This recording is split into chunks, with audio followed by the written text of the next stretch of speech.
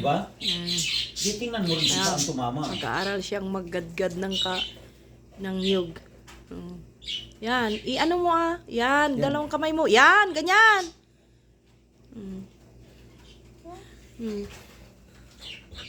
Ganun-ganun lang parang naglalaro ka.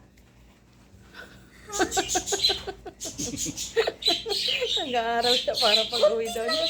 Yan, yan. Oh, di ba? Idiin mo rin konti Oh, di ba?